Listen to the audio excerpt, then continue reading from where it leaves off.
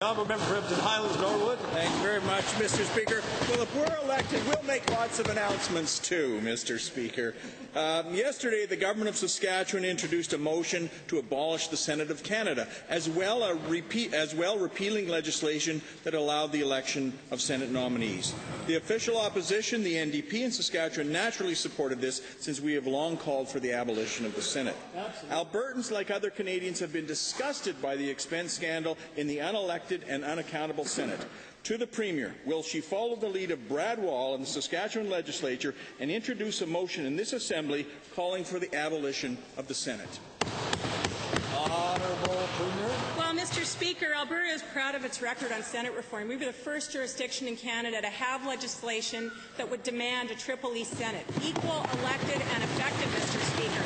And if we had that today, we would have a way to deal with this absolutely terrible behaviour that some senators have taken on behalf of the public trust that they have, Mr. Speaker. There is right now a process that the Prime Minister has started that involves a reference to the Supreme Court of Canada. We have intervened on that to stand by our position that the Senate as it stands today is not acceptable. Albertans don't think it is. We don't trust it, and we want to change, Mr. Speaker. Honourable Member.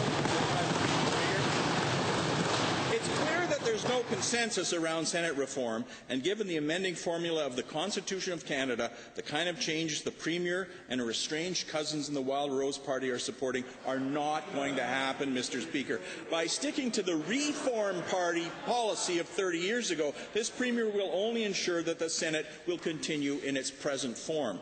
Why is this Premier supporting a position that ensures the continuation of this unelected, unaccountable, and corrupt Senate? Honourable Minister. Mr. Speaker, the honourable member obviously has a very short memory, and the reality of this is that we have provided leadership in Alberta. In fact, today the only senators that are elected and accountable to the province of Alberta, to the country of Canada, come from Alberta. They've been appointed there. We're going to work at going to the future, Mr. Speaker, as opposed to throwing the baby out with the bathwater. Mr. Speaker, well, it's clear that Alberta's two Conservative parties are out of touch with Albertans on the Senate corruption scandal. And while two Conservative parties is a good idea, Mr. Speaker, Canada does not need two parliaments. One is enough.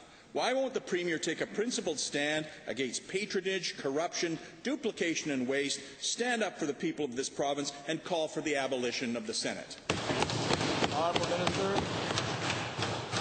Mr. Speaker, in federations like Canada, there are only 3 in the world that do not have a second house. And in Canada, our second house, elected a second house that would be effective, can adequately and substantially represent provincial and regional interests, Mr. Speaker. And so getting this right, doing the reform, is critically important going forward. We don't have a system that would serve Canadians and Albertans with a single house, Mr. Speaker.